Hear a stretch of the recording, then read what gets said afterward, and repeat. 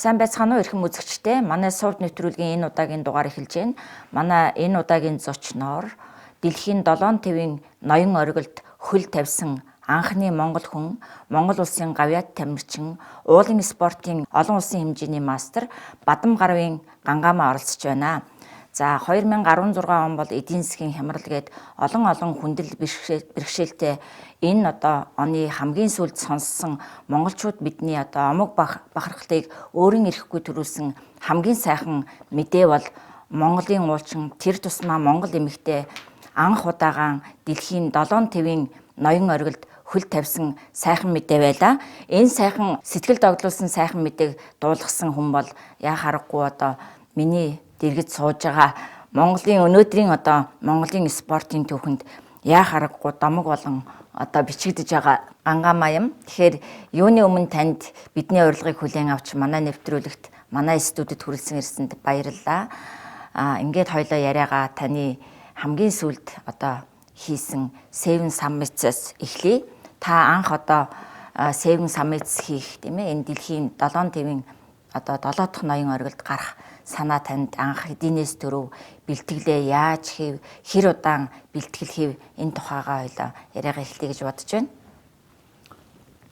За энэ 7 твийн ноён оргил гэдэг бол уулчин бүрийн мөрөөдөл. Тэгээд олон жилийн өмнөөс үүний төлөө хөдөлмөрлөж ирсэн. Тэгээд нэгэнд би уулчин болоод бол 20 бараг 7 жил болсон юм байна. Анх хөл тавиад энэ уул гэдэг энэ их хайлын босгоор алхаж ороод тэгээ 26-7 жил болчих. Мэдээ сүүлийн бараг 20 жил нь энийг мөрөөдөж явсан баг. Яг энэ 7 дахь ноён оргилыг бол 3 жилийн өмнөөс мөрөөдсөн. Яг энэ Винсен Массив буюу Антарктик гэдэг бол миний бодол санаанд их хол байсан. Яагаад гэвэл миний ч биш ерний чин дэлхийгээс дэлхийн их ногоон төвүүдээс их газраас маш хол тийм хамгийн хол оршиж байгаа хамгийн үнэтэй тийм цагаантай байсан. Тэгэл 6-гаа хийчихэл тэгэл шалгацсан да. Тэгээ шалгадал 6 твийн хайрвал хөл тавьчаад 7 дахьыг бол яадчихсан. Яг энэ дээрээ тулсан юм чинь тийм ээ. Хийх л хэрэгтэй гэдэг энэ хүсэл эрмэлзлээрээ бэлтгэл сургуультай хийж хөрөнгө мөнгө цуглуулж ирсэн. Тэгэл 16 оны багтчил хийх төлөвлөгөөтэйсэн. За уулын спорт гэдэг бол үзэгчгүй спорт, үзэгчгүй байна гэдэг бол санхүүжилтгүй байна гэсэн үг.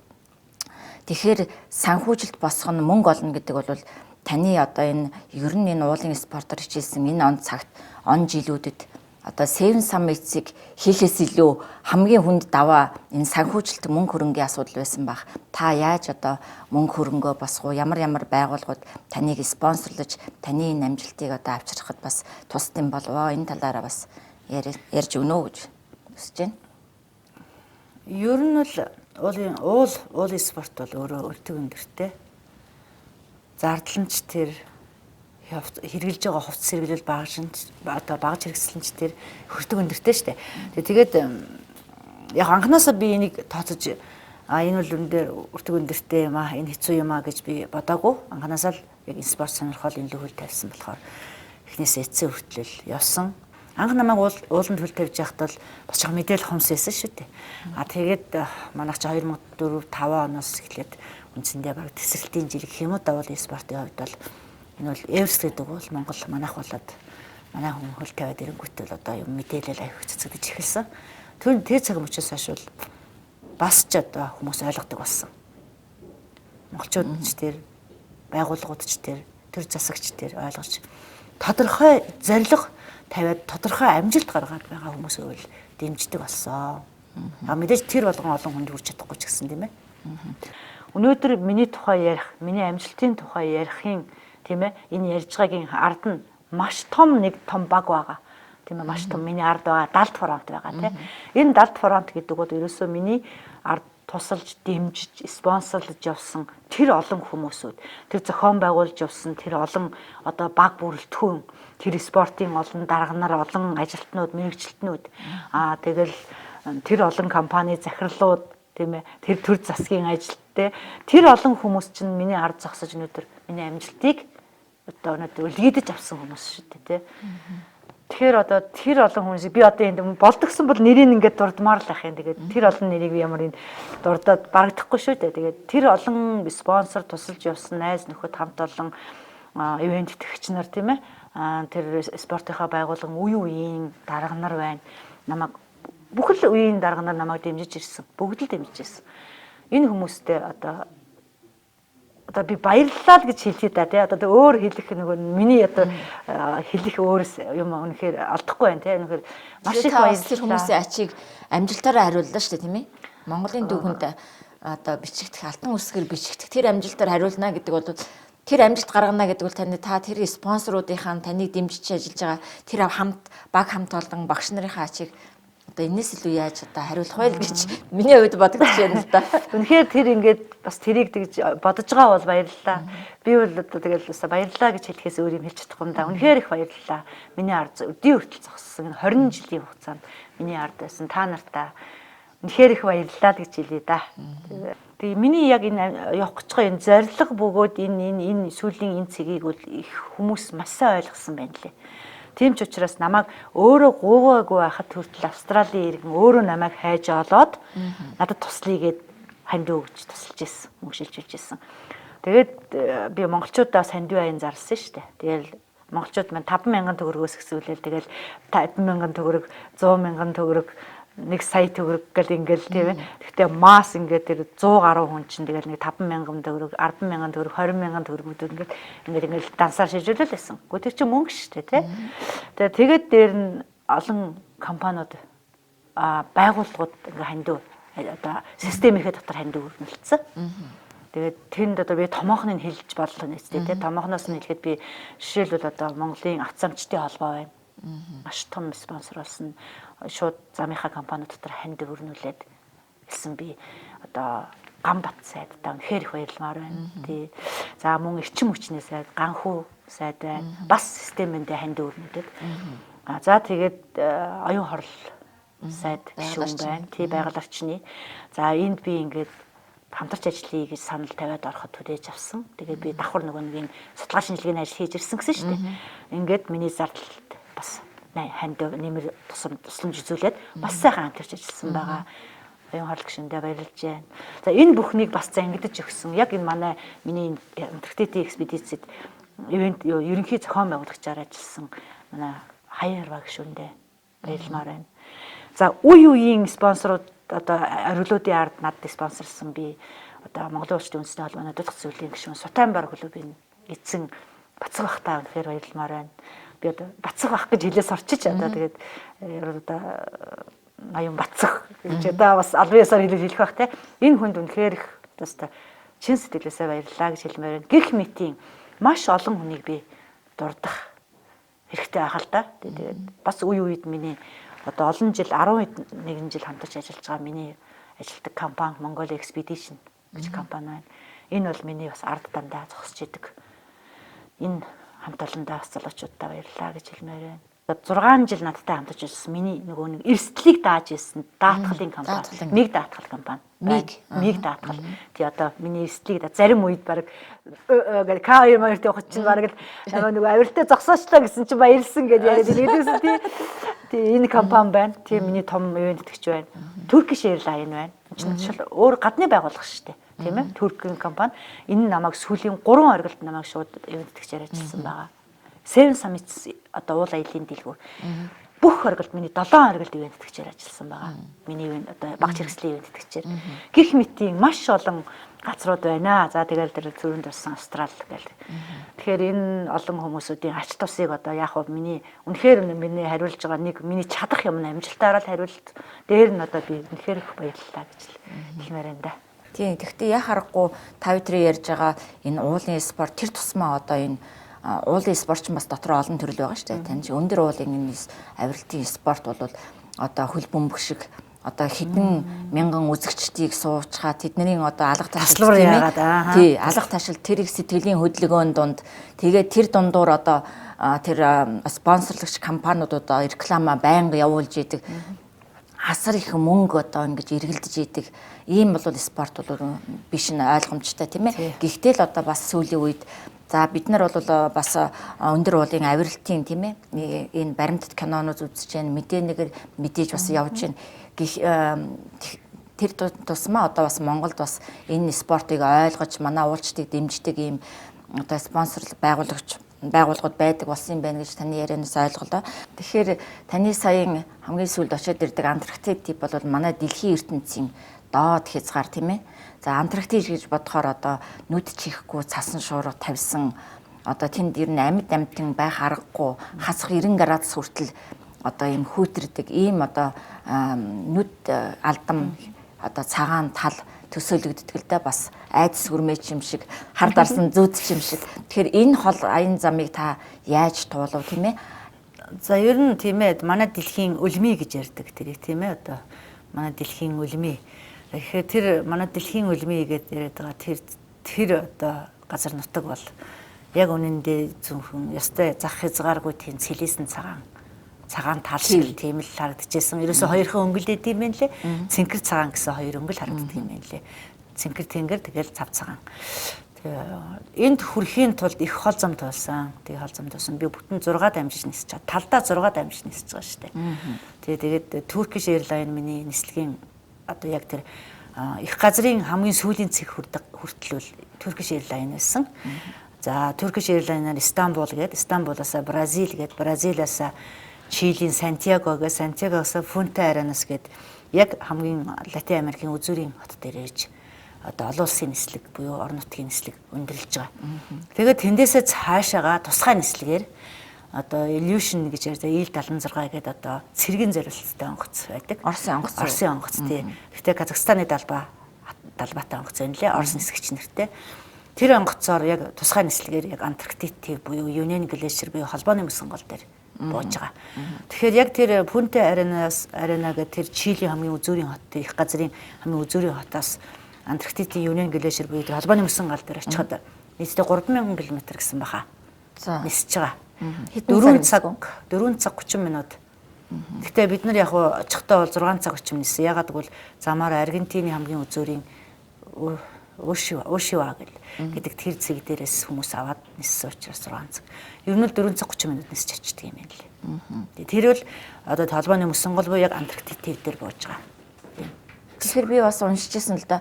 Хэрвээ одоо их газрын хамгийн үзүүрийн цэгээс одоо тэр Union Glacier орох хүртэл 3000 гаруй километр энэ замыг туулах явцад агаарын замыг туулах энэ явцад одоо цаг агаар муудвал яах вэ? Эргэж буцаж одоо ирэх үү онгоц? Тэгэхээр цаг агаар муудна гэдэг чинь одоо бид нартай адилхан нэг секундын 16 м/сек ч юм уу ийм биш юм байл ч тийм ээ. Үнэхээр одоо хүчтэй цасан шуурга тавьдаг энэ үед бол онгоц нисэх юмш боломжгүй юм байл шүү дээ. Тий. Тэгээд тэр хамгийн гол нь тэр онгоцны зориулалт их сонин. Тэр хамгийн гол нь зүгээр манай иргэний агаарын тээврийн онгоц шиг биш юм байна лээ.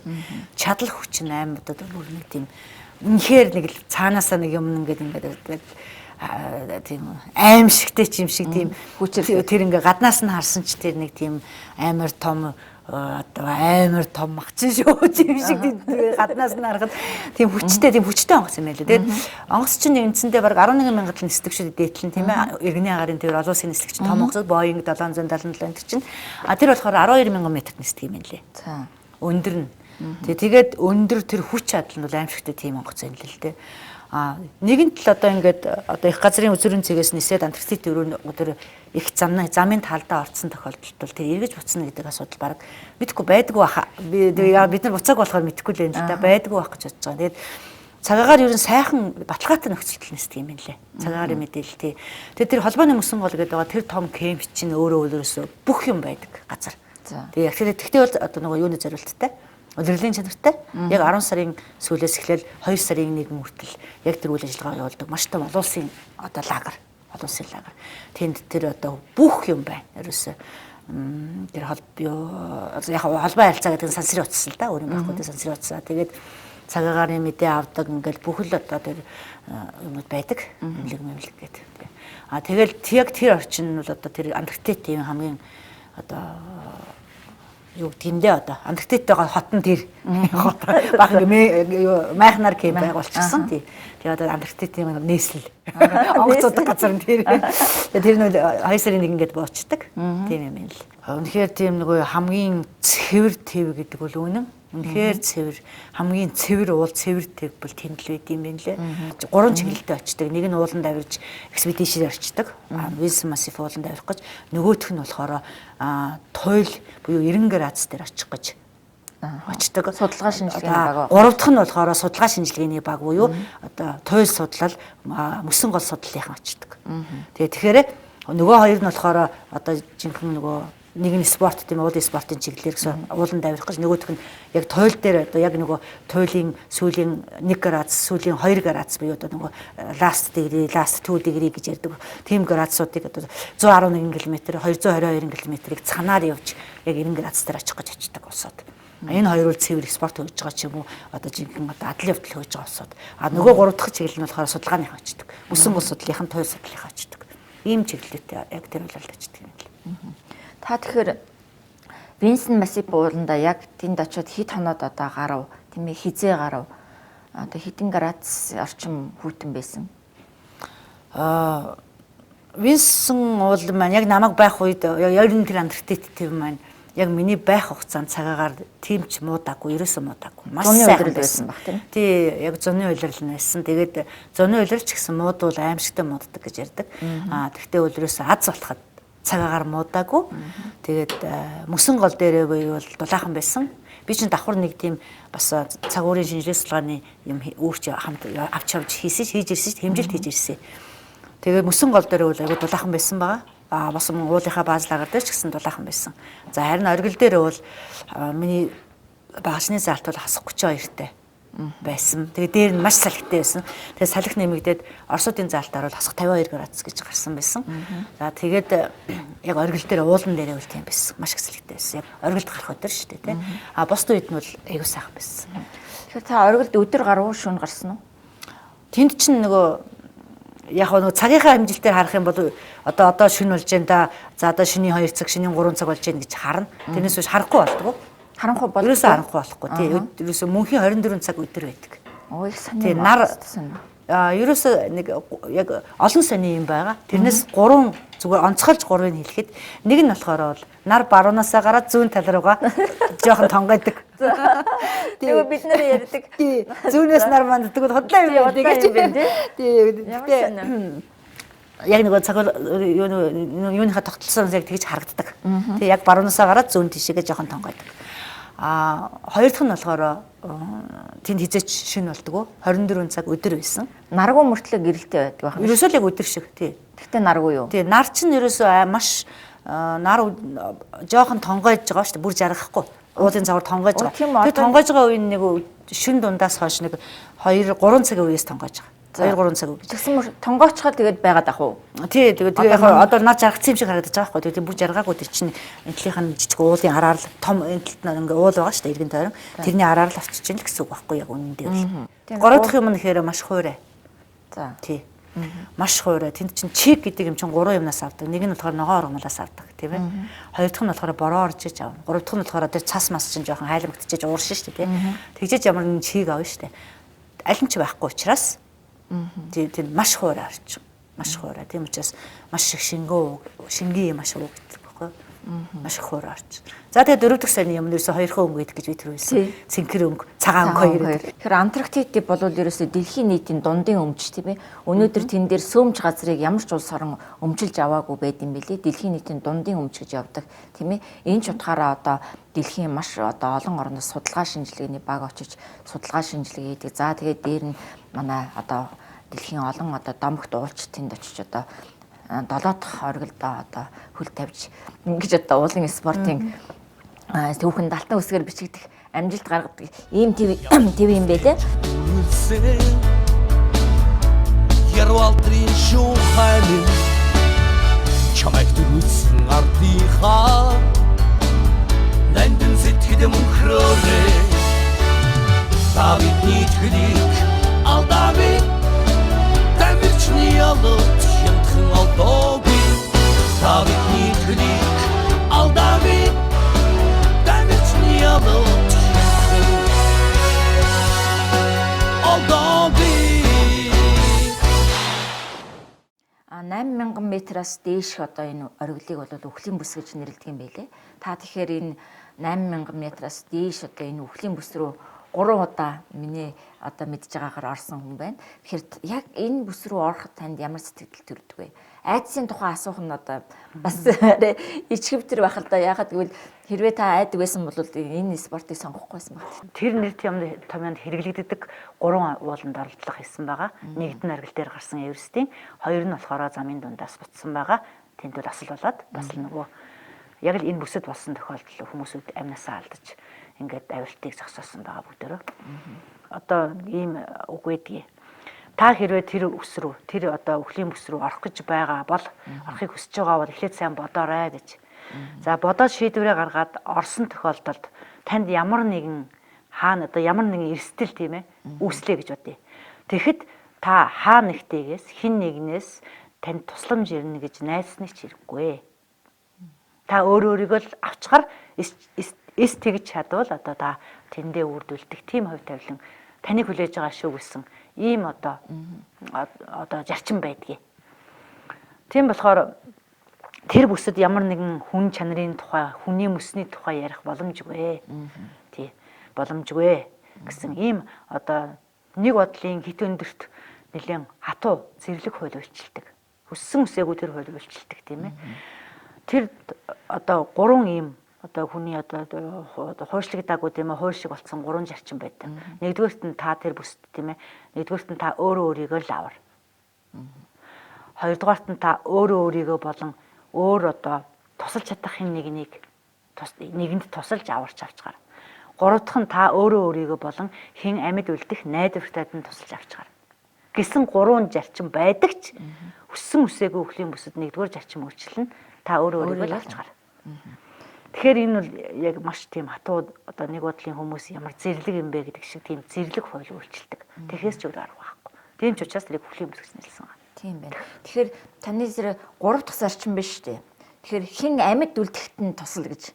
Тэр бас хэцүү. 2 хүн байгаад хоёлаа одоо унсан ч юм уу тийм ээ? Одоо бүр амь эрсдэн нөхцөлд байж хахад та хин амьд үлдэх нэгэнд нүслээд нэгийг шууд л одоо орхих нь шүү дээ тийм ээ? Нэгэнд найдваргүй болсон хүн туслах гэж найдвар бэлэн тийм ээ амьдрах боломжтой хүнийг давхар алчиж гэнэ гэсэн үг байна. Тийм учраас тэр 3 дахь зарчим үйлчилдэг. Хин амьд үлдэх найдвартай нь туслаа. Та нэг л хүнд өөрөөсөө илүү гарч чадж байгаа бол тэр амьд үлдэх найдвартай нь туслаа гэсэн ийм зарчим байдгаа гэж байгаа. Хүссэн үсээгүй тэгтээ нэгдүгээр зарчим л үйлчилдэг. Яг хаа тийм юм гарвал тэгж. Би таны яриг сонсцоход ийм бодогдож байна л да.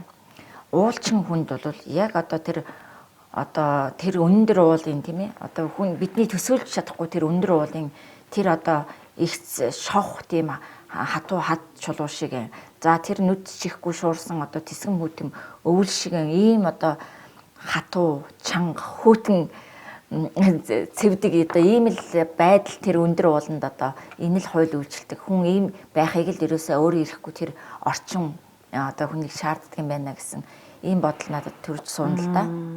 Тэр хэдийгээр бид нэр тийм орчин, тийм одоо газар явж байгаа ч гэсэн хамгийн хүн чанар тэнд л харагддаг ууланд. Тэгэхээр уул бол хүнийг айгүй хүмүүжлийн хувьд жинхэнэ хүнийг таньдаг орчин байхгүй юу?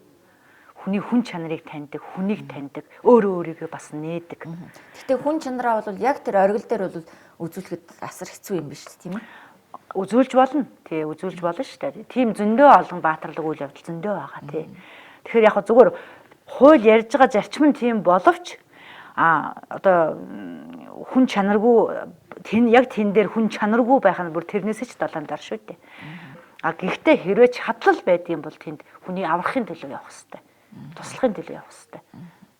Тэгэхээр ер нь бол хүний чанарыг тэн дээр хамгийн их шалгадаг юм бол ерөөсөө л тэр хүний яг үхэл амьдралын заагин дээр явж явах тохиолдолд хүний яг хүн чанар тэнд л харагдана.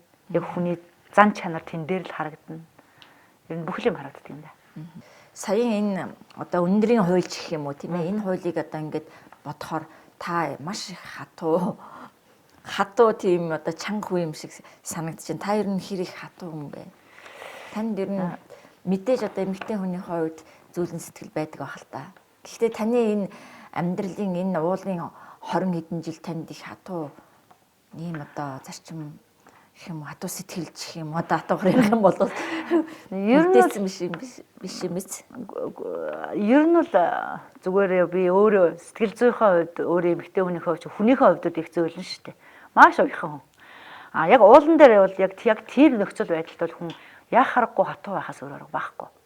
Тэгээ хүмүүс ингээл нас орсон зөндөө хүмүүсийн цогцсны дээгүүр дагуур нь гараад ингээл тэр тийм шаардлагатай юм байна, тэр шар конвенцантай юм байна, энэ хар устай юм байна, энэ Аз юм байна, энэ Европ юм байна ингээл хараад хажуугаар нь ингээл тэгээ ямар хатуу юм бэ гэдэг. Ерөөсөө л өндөрт тийм байхаас өөр арга байхгүй. Ямар ч сэтгэлийн одоо тийм ямар нэгэн эмоцоо гаргах боломж байхгүй. Тэнд ингээл тэр өвчлээгээл уйлж орлоо ташгараа зуураад байх боломжгүй. Таны хэлснээс бодогдож байна л да. Нөгөө усчин хүн усандаа өнгөрдөг гэдэг чигээ уулчин хүн одоо ингэж ууландаа өнгөрөхийг бол тавилангаараа болж ээл гэж одоо хүлээж авдаг байх нь шүү дээ, тийм ээ. Тэр ямар нэгэн одоо авирч явж байгаа л амьд нь тодорхой нэг шалтгаан байна. Зарим цагаагаараас болоод буруу тооцоо хийснээс амнасаа алдна. Хоёр дахь нь өөрөө хүч чадлаа буруу тооцсноос амнасаа алдна. Гуравдугаар цаг хугацаагаа буруу тооцсноос амнасаа алдна. Дээр нь зүгээр ямар нэгэн байдлаар эрч чадaltaа эрдэж явж байгаад унаад амнасаа алдна. Гэх мэтийн олон шалтгаанууд байна тий. Аль нь ч байсан уулчин хүн явах юмдаа явж байгаа л одоо жамаарал болчлаа гэдгийг л хүлэн зөвшөөрөхөөс өөр арга байхгүй. Хин нэгэнд буруутгаж болохгүй. Хин нэгэнд буруу өгч болохгүй. Яагаад гэвэл таныг тийшээ яв гэж хинч шахаагүй, шаардаагүй тийм ээ. Өөрийнхөө хүсэл зоригоор явсан. Тийм учраас хин нэгэнд тэрнээс бол энэ хүссэн гэсэн ийм юм өхийг би ястаа үнэхээр хүлэн зөвшөөрдөг. Тийм. Эрсдлээ өөрөө л үүсгэх ёстой тийм. Тэгэхээр К2 бол өндрийн хамгийн одоо хэцүү 10 авиралтын 1-р бичигддэг хаан уул гэж нэрлэдэг юм билээ шүү дээ К2-ыг тийм ээ. Пакистаны нутагт дэвсгэрт байж байгаа шүү дээ. За мэдээж одоо цаг уур тий уулын нөхцөл байдал за дээр нь улс төрийн нөхцөл байдлаа аваад үзэхэд К2 бол хамгийн хүнд одоо үнэхээр л хаан уул юм шиг санагддаг. Тэгэхээр хэрвээ та одоо Пакистаны нутагт К2-д гарах гээд ингээд явж байгаа үед одоо талибанчууд тийм ээ тэр уулчид болоод гадны одоо зөөлчдийг бас барьцаалах тийм ээ тэгээд буудан хорох ийм явдал гарсан гэж юм хэвлэл мэдээлэлээр яригддаг штеп. Ийм нөхцөл байдал руу явж байхдаа танд одоо бас ямар сэтгэл төрж байв? Би 2013 онд явсан. Яг наадах чинь болсон шүү дээ. Яг тийм. 13 онд би Бродфик уулын бейс кемп дээр бааз лагер дээр очиод дөнгөж очиод 2 хонжсэн баг. Хонжсэн чинь мессеж ирсэн манай одоо кемп менежерт. Тэгсэн Нанга Парбат ууланд авирчсан уулчдыг 12 уулчныг талибанчууд ирээд бодчихлаа гэдэг. Тэгжсэн тэгээд тэр жил бол яг тэр Каракорумын ууланд Пакистаны тэр жилийг бол маш харж илээсэн. Тэгээд Нанга Парбатад 12 уулчин алуулчихсан, талибанчуудад алуулсан.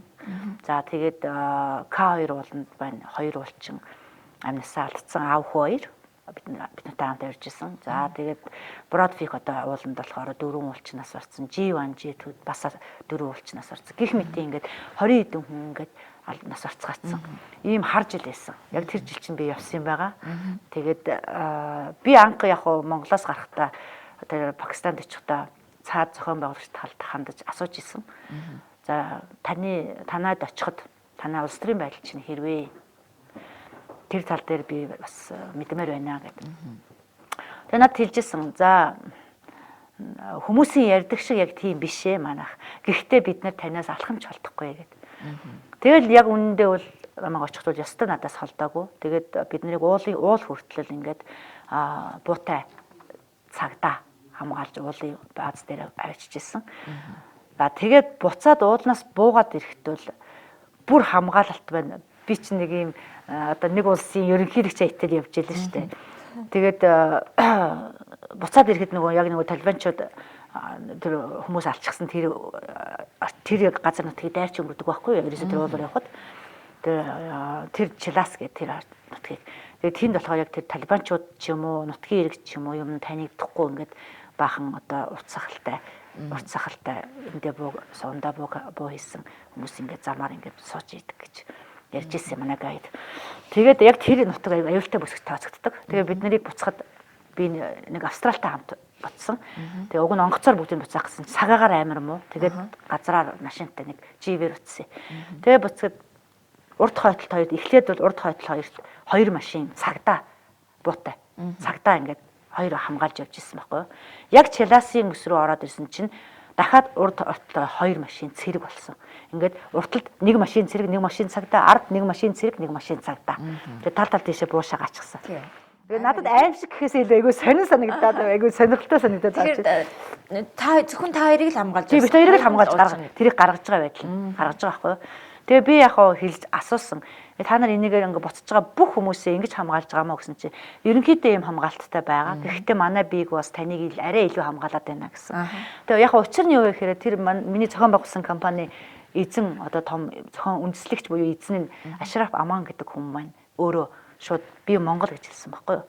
Тэгээ би яваад ороод дөнгөж Пакистанд очиод буудалд ирсэн чинь манай биег бас таныг одоо хүлээж яана гэд манай гайд орж иж хэлэхгүй өрөөнд. Тэгээ би гүгээд орохдоо за нэг юм би тэр хүнтэй чинь 7 жил харилцчихэж 7 жилийн дээр очиж байгаа байхгүй. Тэгэл нэг юм ус сахал болсон толгоогоо альчаар оруулсан юм мусульман хүн л зогсож явах юм баг гэж тооцоод буугаад ирсэн чинь зүгээр Европ хувцастай намхан амартай өвгөн зогсож идэгий. Тэгэл очиод нэг цагтаас л очиад чинь би Ашраф Аман гал дээрээ танилцуулсан л би Монгол ялдаг гүт би бүр буруу сонсч өгөөд монголоо гэдэг. Тэгсэн чинь тий би адилхан байгаа үстэй. Миний өвгд ээдсэн Монголоос нүүж ирсэн. Хааны үед, их хааны үед гэж байгаа. Нүүж ирсэн. Би монгол хүн гэдэг.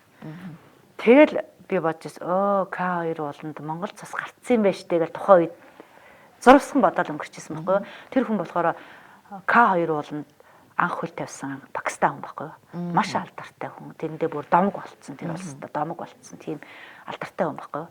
Тэгээд тэр том компани үүсгэн байгуулагч буюу одоо эзэн байхгүй.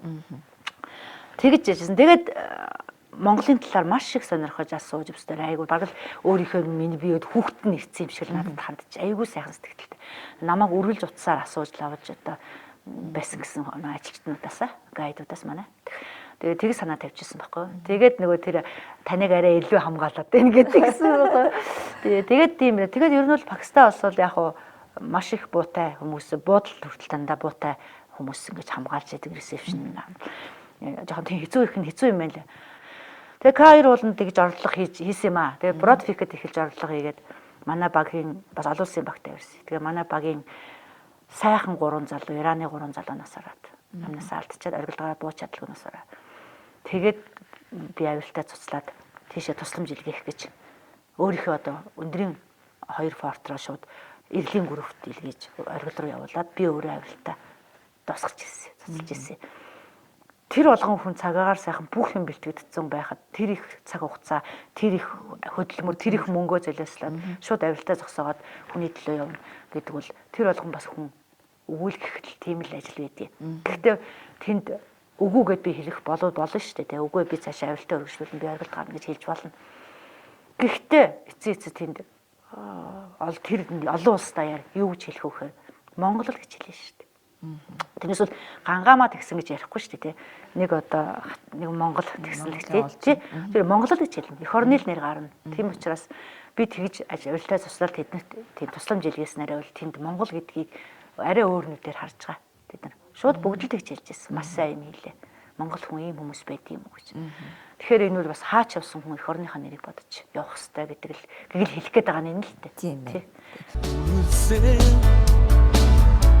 Ярвалтрын шухайлын чамайг дөрүүлсэн ардынхаа нандин сэтгэд мөнхрөөрэй та бидний төлийг алдаагүй тамирчны ялж хямдхан алдаагүй та бидний төлийг алдаагүй тамирчны ялж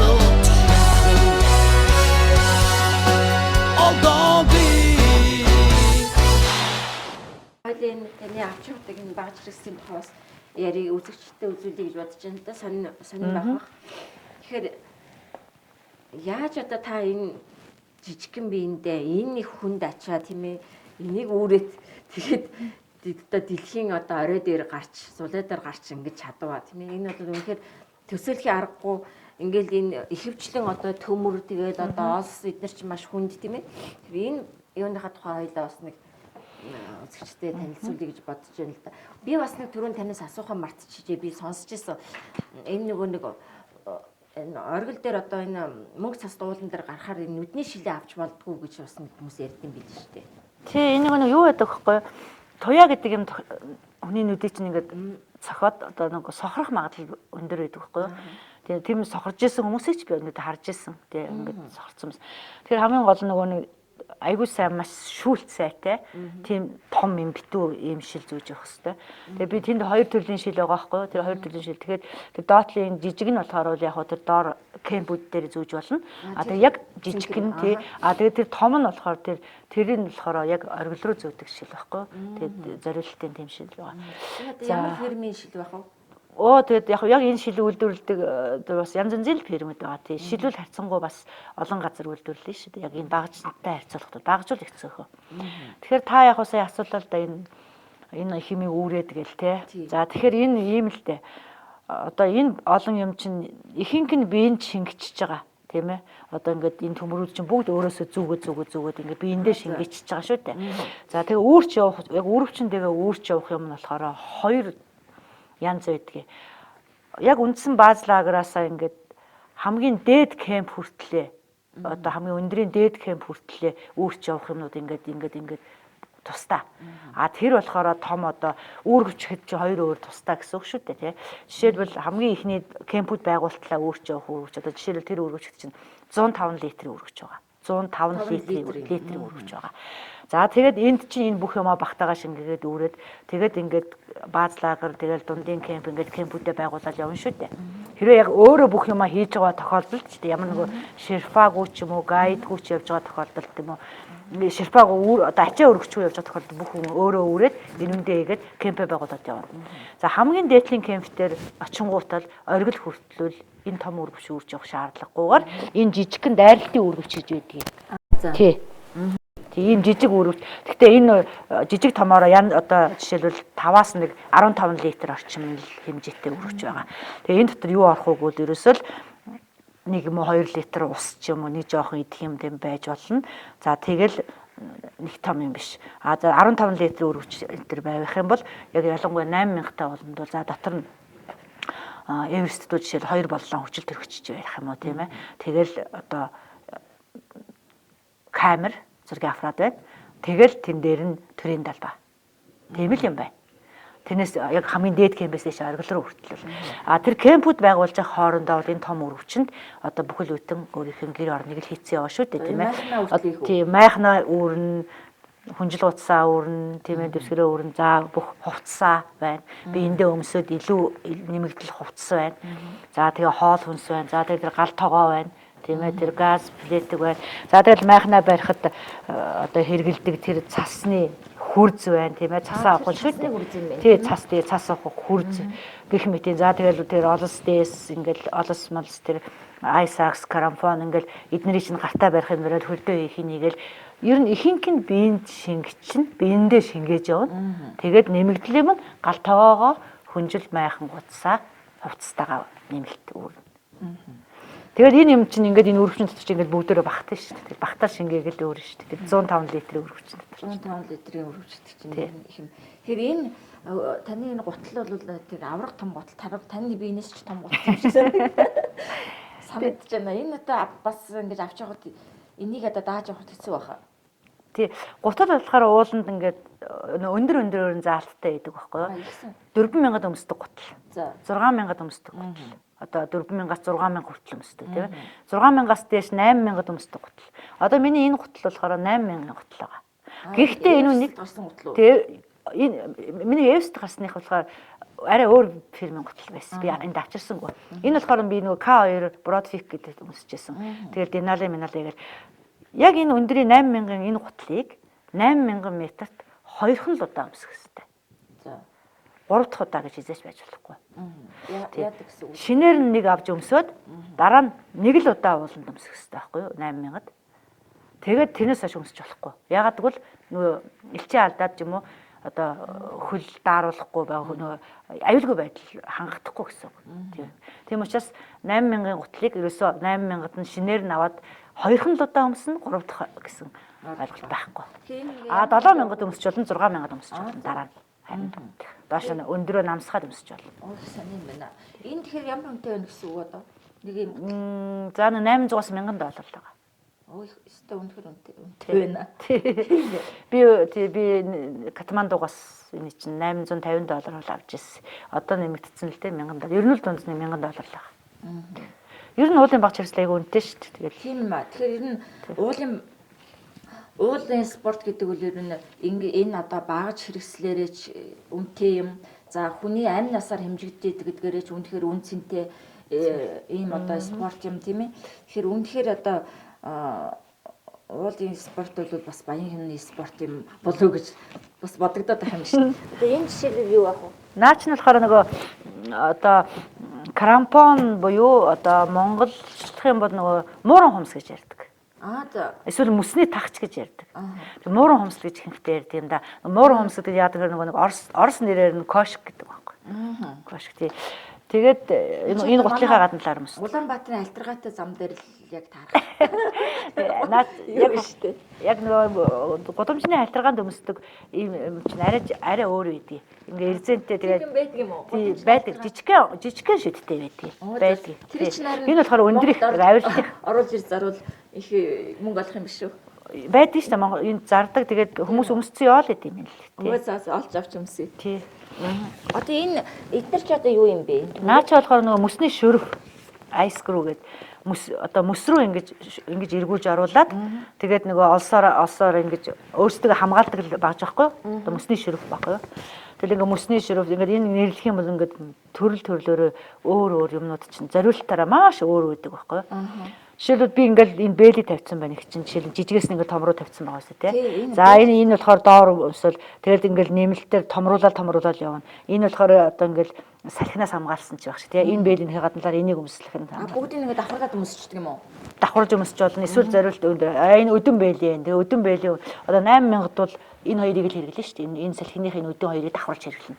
8000 метрт бол гих мэтийн ингээд хувцас хүрдэг одоо энэ комбинзан хүртэл бас л ялгаа байхгүй 6000-д өмсдөг 7000-х 8000-х гэдэг бүгд ингээд нөгөө өндрийн хэмжилт одоо яг стандартаараа хэрэгжилж сая та нөгөө амнасаа хамгаалах амжилт гаргах нөхцөл чинь бүрдчихэд. Тэрнээс бол 6000-ын гутлыг 8000-д болно гэж өмсч хизээч болохгүй. Тэгвэл тэгээд шууд хөлгөө болно гэсэн. Тий. Гэх мэт тийм. Одоо энэ жижигхэн бэлийг дээр өмсч болохгүй. Шууд хуруугүй. Гэх мэт тийм. За тэр ISAX гэж яриад байгаа тэр одоо мөсний алах гэж ярьж байгаа. Тэр зориулт нь өөр байна. Цасны хурдштэй байж болно. Яг техник авиралтын гэж байж болно. За энэ дундлын харна гэдэг чинь ардаа ийм алхахтай байгаа. Тэгэхээр жишээлбэл энэ алхахтай авч явах хэрэгтэй. Яагаад гэвэл одоо нэг анкер гэдэг нэг энэ даа байхгүй нэг юм урт юм цасны гадсыг чинь одоо жишээлбэл цас руу цохиж оруулах ч юм уу. Одоо гих мэтийн зориулт нь маш өөр байдаг. Тийм өөр байдаг. Энэ бүх юмыг бүгдийг авч явах ёстой. Яагаад гэвэл тэнд юу ч тохиолдож болно тийм ээ. Цас тохиолдож болно, мөс ч тохиолдож болно. Тэгвэл цас тохиолдоход цасны газтай байх ёстой. Мөс тохиолдоход мөсний шөрөвтэй байх ёстой. Гих мэтийн ууланд бол энэ зориултын юмын заавал хэрэгжилж авч явах ёстой байдаг. Тэгжээж та амжилт гаргах нөхцөл чинь бол бас амнаасаа авч явах. Тий аюулгүй байдал чинь хангахна гэсэн үг байна. Тэгэхээр энэ юу одоо жишээлбэл кемпүүд дээшлэх тусмаа бол мэдээж одоо хүүтэн за тэгэл хүчил төрөгч багтаа орчинд очдог байх л та. Тэгэхээр тэнд одоо ямар хоол унд идэх үү? За ер нь бол ууланд нэгдүгээрт хөнгөн авч явахад, хоёрдугаар хурдан боловсрдаг. Гуравдугаарт хурдан одоо нөгөө нэг өөрт шингэдэг. Дөрөвдүгээрт маш сайн өөрт нөгөө хүч чадал өгч чадах тийм юм авч явна. Тэрнээс л яг тийм юм идэх ёстой, ийм юм идэх ёстой гэсэн тийм юм бол байхгүй. Та өөрийнхөө биед яг юу идвэл үнэхээр хүч ормоор байна. Тэр л юм идэх ёстой байхгүй. Гэхдээ үүрч явахад хөнгөн одоо боловсруулад ингээ буцалгаад ингээ олон минут цаг буцалгаад авахгүйгээр хурдхан шиг боловсрал ингээд болгоод идчихдэг. Тэгээд биед ороод хурдан шингэдэг. Тэжээл сайн өгдөг. Цусны эргэлт сайжруулдаг. Цус төлжүүлдэг. Тийм л юм авч явах хэрэгтэй. Тэгэхдээ тийм хоол байх уу? Тусгай уулын зориултын хоол гэж байдаг уу? Тийм юм тусгай юм бол байхгүй. Тэгэхээр хамгийн гол нь аль болохоор ингээд нөгөө савлсан боосон нутаг зутан шилнүүд байна тий. Шууд усан дээр буслаа шууд нэг 1 минутын дотор ингээд болгоод идчихдэг тий. За бид нар ихэнхдээ борц авч явдаг ууланд. Борц маань яг хуу тэр доор нэг доогуур гэхдээ яг хит өндөртүүд хүн тэгж их хоол идэд байдгүй. Ерөөсөө доор байхдаа сайн идэж, сайн хүчээ сэлбэж яваад тэр нөөцөөрөө л оргилд гарч бууж хэрэгсэн. Ирдэгж байгаа. Тэрээс тэр өндөрт 8300 дээр очиод хоол хийжтэй суугаад гэж байхгүй. Тий, ерөөсөө л тэр доор одоо бий болгосон нөөц хур нөөцөөрөө л тэр оргилыг авах хэрэгтэй. Тэр нь тийм л байдаг ихэнхдээ бол. Мэдээж шингэн юм бол их уух хэрэгтэй. Тэгээ аль болохоор нэг шингэн л юм зутан шилмөлийг ингээд уух төрлийн юм. Ингээд тэр чинь ажиллаад суугаад байх тийм чадалч байхгүй. Тийм боловсруулах гал юм ядаад байх. Дээр нь ходоод боловсруулах, хоол боловсруулах чадвар модчдаг. Хөдөлгөөн маш удаан болдог байхгүй энд чинь. Хөдөлгөөн маш удаан болно. Тэр хэмжээгээр хоол боловсруулах боломж их муу болдог. Тэгээ дээр нь тэрнээс гадна нөгөө нойлын асуудал шүү дээ. Битүү ингээл комбинзон битүү юмар баглаад худраг өмсөөл бүх юмар ингэж багалчаад биз гал нөгөө бүх юмаа тайлал ингээл олсноосаа гараад үнэхээр илүү хөдөлгөөн илүү юм хийх хүч чадалгүй болчдөг. Үнэхээр ямар ч сонирхолгүй болчдөг байгаа. Өндөрт хит өндөрт бол тээ. Бид нар бол жирийн хүмүүс мэддэггүй шүү дээ ууланд гардггүй. Яг ингээд ууланд гарахад тэр нь хэдийгээр хугацаа зарцуулдаг юм бэ? Одоо яг одоо 7-оос дээш 8000 метрийн өндөрт гарлаа гэхэд тэрийг нь хэд хоног хэр их хугацаа зарцуулж тэнд гарах уу? 7-8000-тай ууланд. Тий. Одоо бэлтгэл ажил гэж 70000-тай ууланд болохоор үндсэндээ уулынхаа байдлаас шалтгаалаад 15-аас 20 заанаас сар шахуу заримдаа ч болно тийм ээ 24-5 хоног байдаг. 8000-тай бол яг бэлээс нь би одоо ингээ эхлээ өндөр авалтаасаа л эхлэхэд байна шүү дээ тийм. Эхлэхэд 8000-тай ууланд бол нэг 45-аас 55 хоног дотор 40-50 хоног явна. За зөв Монголоос гараад Монголдо ирэхэд бол 60 хоног л явдаг 60 хоног. Тэгэхээр уулынхаа бэлд очиод нөгөө нэг одоо баазуудаа байгуулаад ингээд бэлтгэл ажлаа хийгээл явахт нэг тийм гэсэн үг үү?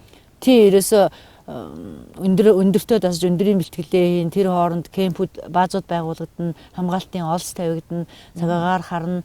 Ингэж гал тухайн хүний өндрийн бэлтгэл за окей болчлаа. Одоо би ямар ч байсан нэг өндөртөө одоо дээшээ авирахад нэг өндөр өвчин тусаад өчгөргөө болчлаа гэсэн биеийн байдлаа өндөр нь одоо ингээд тийм ээ авалтан дууслаа гэж үзээд тэр хугацаанд нэг 20-30 хоног тэр өндөр авалт хийж яхад хооронд бэлтгэл хийж яхад хооронд чинь тэр кемпүүд байгуулаад олс тавигдчихэдэг. Тэгээд л яг авирах нь бол за одоо ингээд яг шийдвэл авиралт буюу манайхан дайралт гэж. Тэрийг эхлээд оргид гараад буцаад буухад 5 хоног л байдаг. Чи Эвересттэл 5 хоног л байдаг. Ерөөсөө яг ингээд авиралтаа хийх явагдсан 5 хоног л зарцуулдаг. Тий 5 хоног. Тэр нь авирахын тулд наана тэр бүхэл бүтэн бараг 50 хоног бэлддэг байна шүү дээ. Тэр бэлтгэл ажлуудыг хийдэг. За тэр бэлтгэл ажлуудыг чинь бол тамирчид өөрсдөө хийхгүй үсттэй. Тусгай хүмүүсүүд. Тэр олс тавьдаг. Яг тэр тусгай олсын баг гэж байдаг байхгүй юу? Тэгэж томилж гаргадаг.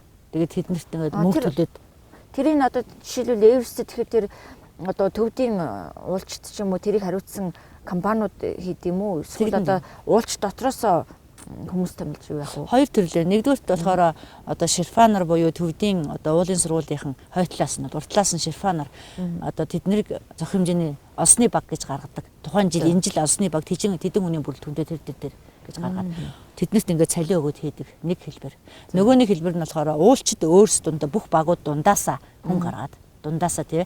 За манай багаас тэр гангаамаа гарна тий. Танай багаас цэцгээ, танай багаас дорж, танай багаас бат гарна ч гэдэг юм. Одоо тэрнээс одоо Алекс гарна тэндээс одоо хэмгээд Валеди гарна ч гэдэг юм. Ингэж нийлүүлээд дундаасаа баг гаргаад тэднэр нь хамгаалтын ус тавьдаг. Тийм хоёр хамгаалтын ус тавьж байгаа улсууд чинь тэр оргил гараад буугаад ирж байгаа тий гэсэн үг шүү. Оргил хүртэл тавьж штэ олсоо. Жишээлбэл Эверестэд ч бай тий. Тэгээд оргил гарчаад тань гарна гэсэн. Тэр чинь хамгийн мондгууд хамгийн сайн хамгийн шилдэгүүдээр л тэр олс тавиулна шүү дээ. Тэр олс тавина гэдэг чинь одоо ер нь ингээ харж яхад ингээд хаданд ингээд юу яаш юм шиг байгаа юм тийм ээ. Одоо яа тийм гадсан мацаар бэхэлждэг юм уу? Тий, одоо хэдэн тонн олс тэнд тавина шүү дээ. Одоо хэдэн 100 м, хэдэн одоо 1000 м олсыг чинь тэр 6400, 6500 дээрс эхлээд 8848 хүртэл Тэр олсыг чинь тавина штэ. Маш их олс орно. Тэгээд тэр олсыг дагалдан хэрэгслүүд нь болохоор нөгөө том цасны гадас, хадны гадас гэдэг олон ийм багшнууд байгаа. Тэд чинь хад руу зоохын зоож, гацаахын гацааж, цас руу, мөс рүү хатахын ширүүтгэж ингэж. Тэгээд тэр тавьсан олс чинь маш сайн байх хэвээр. Бүтэн сарын турш тийм ээ. Сарын турш, сар хагасын турш тэнд авирч байгаа бүх уулчид тэндээс ингэж одоо чангааж гарна. Тэгэхээр тэн чинь 2-300 уул чинь тэндээс чангааж гарна гэсэн. Тийм болохоор маш сайн стандарт юм байх хэвээр. Тэрнээс гадна одоо бас төсөлөхөд бэх байна л да. Яг тэгвэл тэр одоо 3-400 хүн татаж явж байгаа тэр олсыг тэнд бэхлэн, тэр мөсөнд одоо бэхлэн тийм ээ. Тэр хаданд одоо бэхлэн гэдэг бол үнэхээр бас их хүч орно. Би бол төсөлжөхдөө тэрийг одоо гараад баг ингээл цахилгаан дээр мэрэлээр юу яа тогтоох болов гэж бодлоо. Тэгээ тийм цахилгаан ямарч дээр л байхгүй. Ерөөсөө нөгөө тэр хаданд тэр ууланд чинь юм бэхэлж болох янз бүрийн хувилбарууд байгаа шүү дээ. Тэр бүхнээр л хамгийн гол нь тэр уулын багц хэрэгсэл чи яагаад тийм үнэтэй байдгийг юм бэхээр тийм их ачааллыг дааж чадах тийм л тестээр орсон тийм мундаг хэрэгсэл багцууд байдаг. Учираас тийм бас асар хүнд байдаг бах тийм ээ. Жингийн хувьд. Үгүй одоо жишээлбэл тэр гадснууд чинь дандаа нөгөө титаном байна шүү дээ. Онгоцны юу чи юу гэдэг лээ дээ тийм шиг тийм байна. Тийм учраас хөнгөн. Гэхдээ тэр маш олон багж олон тоон олс чинь нийлэхээр хүндэл байна шүү дээ. Үндсэндээ л юу уулчтад бол өндрөө өвчин гэж тусдаг гэсэн шүү дээ тийм ээ. Зарим тохиолдолд энэ одоо энэ өндрөө өвчин гэж юу яг ямар өвчин байдгийг энийг хэрвээ одоо өндрөө өвчин туссан тохиолдолд яаж одоо давж гарах вэ? Тэр өндрөө өвчин ерөөсөө тэр нэг өндөр авалттай чинь хамгийн холбоотой байхгүй юу? Тэгэхээр хүн хэрвээ өндөр авалт муу хийгдэг ч юм уу өндөртөө сайн дасч чадахгүй бол бас тохиолдолд өндрөө өвчин тусах магадлал маш өндөр байдаг. Тэгэхээр яа тэгэхээр өндрөө өвчин гэдэг чинь ерөөсөө нэг хүний бие организмд одоо хүний уурэг тархинд хүний цуснд хүрч очих хэрэгцээт хүчил төрөгчийн хангамж одоо бүрэн хүрч чадахгүй тохиолдлоос л үүссэн тэрнээс тохиолдож л хүний бие организм хямардаг байхгүй. Тэр хямрал нь эцсийн эцэст хамгийн наад захын ихнийх нь одоо нөгөө ханиалгах, амьсгаадах тийм ээ толгой өвтөхөс эхэлнэ шүү дээ. Тэгээд цаашлаад хүндэрсэн хамгийн дээд хэлбэр нь бол хүний үхэл төлөв хүргэж болох тий. Тэр дээд хэлбэр бол хүний оюун ухаан самуурч хүн өөрөө өөрийгөө удирдах чадваргүй болж хүн төгс төгөлдөр шийдвэр гаргах боломжгүй чадваргүй болчдөг. Энэ бол өндрийн өвчний нэг үхэлд хүргэх хамгийн дээд хэлбэр нь байгаа. Ерөөсөө л хүний цуснд хүний уурэг тархинд очих хүчил төрөж чадгаа тэрийг авч чадгаа болчихж байна гэсэн. Тэрнээс л үүссэн өвчин гэсэн өндрийн өвчин. Тэгэхээр ер нь уулчин хүн яг одоо авирч бод өндрийн өвчин боллоо гингүүтээ одоо өөрөө мэдэрч буух ч юм уу тийм ээ. Тийм л арга хэмжээ авах бах та тийм ээ. Тэрийг одоо давж гарахын тулд тэрний давж гарах хамгийн юу хэлбэр ерөөсөө өндөр ямар нэгэн бие организм дийлэхэ болоод өндрийн өвчин тусвал ерөөсөө л хоёр хэлбэр бий. Одоо яаралтай арга хэмжээ хоёр хэлбэр бий. Нэг нь болохоор хэрвээ та ямашийн аралтай нэмэгдэл хүчил төрөх ширгэл. Нэмэгдэл хүчил төрөх ширгэл яаралтай. Хоёр дахь нь болохоор өтөр төргөн маш хурдан доошоо буу. Ийм л хоёр хэлбэр байна. Тэгээс ямар нэгэн эм уух бол ямарч боломжгүй. Тэр одоо эм уугаад идэгдэг ч юм уу сайжирна гэсэн юм байхгүй. Бушуухан хурдан буу нэмэгдэл хүчил төрөх ширгэл. Маш хурдан аврах арга бол тэр л байгаа юм. Та тэгэхээр ер нь ийм тохиолдолтой таарч байсан уу? Одоо өөрөө ийм өндрийн өвчин зүгээр өндөрт ерөөсөө бүхэл уулчид ихэнх нь ер нь баг бүгдээр л өндөрт маш их ханиалгадаг. Тэр ханиалгах тэр хэлбэр бол надад бол маш их байсан. Эверст идэж байсан, денал идэж байсан. Тэр ханиалгалт бол. Тэр чинь бас л ялгаа байхгүй өндөрт нэг илэрж байгаа нэг өвчин шүү дээ. Тий. Ханиалгалт. Бусдаар бол өөр яг мэдээж толгой өвдөх ханиалгах бол бүх уулчтад байдаг байхгүй юу? Бүх уулчт. Тэгээд хүн яаж давж гарах вэ? Толгой өвдөхийг зөх хэмжээний өндөр сайн аваад байх юм бол толгой өвдөх нь багасна. Өндөр авалтаа дасаа, өндөртөө дасаад өндөр авалтаа сайн их юм бол тэгээд маш сайн идээд тэгээ маш хөдөлгөөнтэй байгаад маш их шингэн уугаад, маш их ус уугаад тэгээд байх юм бол тэгээ цусаа хөнгөлөө шингэлээд нөгөө тийм юмнууд хэрэглээд ингэж байх юм бол толгой өвдөлтөл намд чинь ханиалгалт бол нэг л ханиалгаад ихсэн бол маш хэцүү. Юу ханиалгалт бол буухаас нааш нэг намддаггүй, идэгдэггүй. Тэгэхээр бол яг энэ хоёр процессыг иймэрхүү одоо жижиг процессууд бол бүхэл олчтод байдаг. Надад ч гэсэн тохиолдож лээсэн. Зөвхөн хамгийн дээд хэлбэр болох тэр бүхэл төрөх дээд хэлбэр А тийм юмтай бол байгаагүй. Миний би организм бол тийм байдалтай орж үзээгүй л дээ. А эргэн тойрныхан бол тийм орж исэн тохиолдол бас бий. Энэ уулчид ер нь одоо оргилд гарахдаа ихэвчлэн шүн гардаг гэж би одоо сонссон. Тэгэхээр шүн одоо энэ түнэр харанхуйд чинь баримжаагүй болох. За тэгээд халтраад одоо ангал руу унах ч юм уу нэг тийм амар биш үү? Яагаад шүн гардаг юм бол? Яг шүн авирдаг уулууд өөр байдаг. Өдөр авирдаг уул гэж өөр бий. А гэхдээ үндсэндээ яг Хималай хэлбэрийн авиралт хийж байгаа. Уулын авиралт чинь хоёр төрлийн хэлбэртэй шүү дээ. Нэг нь Хималай хэлбэрийн авиралт, нөгөөх нь Альп хэлбэрийн авиралт гэж ярьдаг. Тэгэхээр Хималай хэлбэрийн авиралт хийж байгаа тохиолдолд ихэнхдээ шүн авиралт хийдэг. Яагаад гэвэл тэр нөгөө авиралтын урьдчилсан авиралтын зам тавигдсан байдаг байхгүй юу? Олонс тавигдсан. Тэрийг Хималай хэлбэрийн авиралт гэж байгаа. Тэгэхээр тэр тавигдсан хамгаалцсан олсонд өөрийгөө хамгаалж холбоод тэгээд дээш авирна гэсэн үг. Тэгэхээр нөгөө төөрөх өөр нэг зам руу биш гэж халтарж ор хангал руу унах тийм аюул нь байхгүй гэсэн үг байхгүй. Тэгээд толгойнхаа гэрэлтэй авирна. Тэгээд ягаад тэр өндөрт шүн ихэр авираад идэг юм бэхээр харьцангуй шөнийн цагаагаар тогтун байдгийг. Тийм учраас салхи багтаа байна. Салхигүй ер нь шөнийн цагаагаар тогтун. Тэгээд шүн ингээд авираад өглөө болоод ирэнгүүт үүл гарч эхэлдэг. За тэгээд нөгөө ууланд чинь нэг юм байдгийг. Эхлэх цаг, эргэх цаг гэж юм байдгийг. Тэгэхээр ихэнх өндөр уулын цагаагаар өдөр 12 цагаас хойш муудаж эхэлдэг байхгүй юу? Тийм учраас 12 цагаас өмнө оргилд гараад буцаж бууж аюулгийн кемптэр ирсэн байх хэрэгтэй гэж ярьдаг. Тэгээ за ихэнхдээ олчид үүрээр өглөө оргилд гарахын тулд дандаа шөнийн авиралт хийдэг байна. Энэ авиралтыг бол ихэнхдээ Хималай хэлбэрийн авиралт хийж байгаа. Тэр тийм ууланд шөнийн авиралт хийдэг. А хэрвээ одоо мөсөн голтой, тэгээ Альп хэлбэрийн авиралттай, мөсөн голтой тийм ууланд шөнө авирч болохгүй. Яагаад гэвэл ангал бүх юм одоо харагдах орчин, үзэгдэх орчин ямар нэг хэмжээгээр харагдсан тий харагдах тэр нөхцөл бүрдсэний дараа авирт эхэлдэг байна. Тэгээ бас уулын спортын нэг сонин юу гэхээр ер нь ингэж уралдаж одоо нэгнээсээ төрүүлж өрсөж уулын орой дээр оргил дээр гарна гэсэн тийм ойлголт байдаг юм байл шүү дээ тийм ээ. Тэр талаараа ингэ бодохоор өрсөлдөөнгүй спорт ч юм уу да гэж бодогдоод байдаг юм. Яг хамт ингээд авирч байгаа тохиолдолд өрсөлдөөн гэж бол байхгүй тэнд үл. Тий. Хоёулаа ингээд одоо баазлагер дээр нэг ууланд авирах гээд хамт ирсэн нэг баг болоод ирсэн байна шүү дээ. Тэгэнгүүт тэр баазлагераас ориглоо хүртэл хоёулаа өрсөлдөж уралдаж авирна гэсэн юм байхгүй. Зүгээр яг хүмүүс нэг ерөнхий тийм нэг жоохон бас яг вэ аль ч одоо экстремд аль ч спортод нэг тийм өрсөлдөөн байна шүү дээ. Одоо өрсөлдөөл гэж хэлэн дээр чинь. Жишээлбэл нөгөө би нэг юм хэлээ л да. Нөгөө Амундсен, Скот хоёр, тэгээ Ахмад Скот, Амундсен хоёр чинь Саутфол дээр анх хөл тавих гэж яаж өрсөлдөж явж байгаа тэгээд буцахтаа нэг нь амнасаа алдсан шүү дээ.